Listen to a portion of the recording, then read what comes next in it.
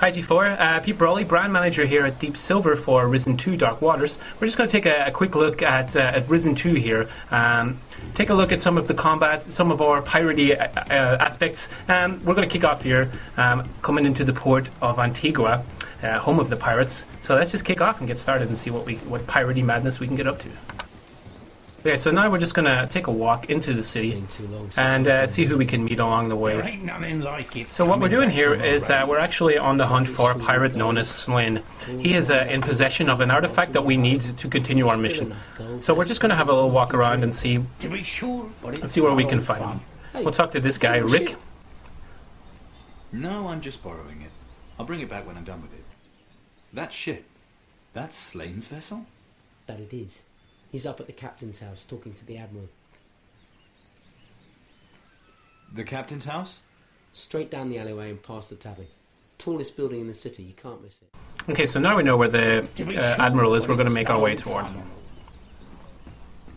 Well Now here we have found if it isn't the Slane. new captain. Looking a little green around the gills there, sport. I'm here to talk about an artifact. The sacrificial knife. My artifact, you mean? All right, let's talk. But not here. Better we speak aboard my vessel. Follow me.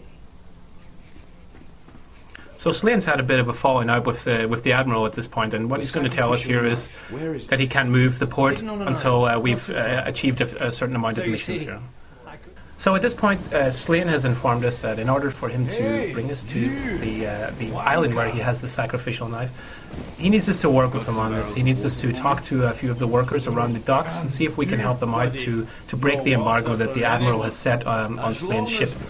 So next, what the player will do is basically talk to a few of the inhabitants in the town here, basically trying to find out how we can help them, what the story is behind the embargo with Slane, and you know we can do this in a number of different ways. We can help each person in different ways. But let's take a look. Here we're coming up to a guy known as Miles, who's a water carrier. So at this point we're going to look at two options for getting rid of Butch. Butch has basically told the water carriers that they're not allowed to do any work as long as the embargo stays. So one option is we'll take a look is to do it forcefully. We'll talk to Slane. We'll talk to Butch. And we'll lead him away, and we'll take advantage of the situation. So this shows in Risen, there's lots of moments where you'll actually be able to tackle such a mission in different ways. So this is option one, of course. And now we're going to lead him into this cave. And the next thing we're going to see is that later on you can unlock a skill perk known as Nuff Said. This basically allows you to take out a gun during a conversation and just shoot the person there and then. So this seems like a good time to put it to good use. So that's option one. Option two is a little bit more of an indirect approach, and it depends on whether or not you have chosen voodoo as your faction, as your weapon of choice.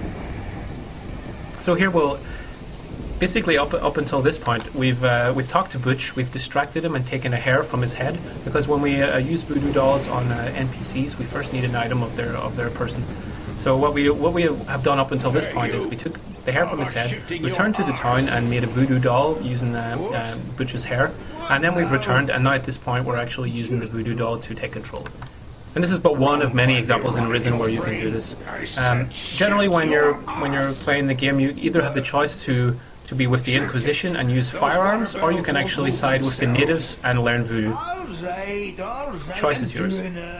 So here we can take a more detailed look at the swordplay in Risen 2. Very swashbuckling in nature. It's all about waiting for the right moment to attack your opponent. We can see that Morgan here has used a heavy attack, and as long as we leave our guard up, we can defend every attack. We also have the opportunity to launch a counter-attack, like so, and in combination with a pistol. So let's take a look at the monkey here in more detail. So we can use him in many different ways. One, we can use him to distract different NPCs, or we can also simply use him to climb in windows and get to places that are normally inaccessible for our own character. Here we're just going to nick a few items, and then we'll return to the player. You can also use the monkey in many different situations, like to recon a particular cave or temple, just to see what traps are there, what awaits the player. Here we'll have a look at the voodoo in action. This is one different type of a weapon that we have, known as the Power Scepter, and it allows us to target one enemy and force him to attack another. So here we have one pirate, and we're going to ask him to attack Henri here, the gunsmith.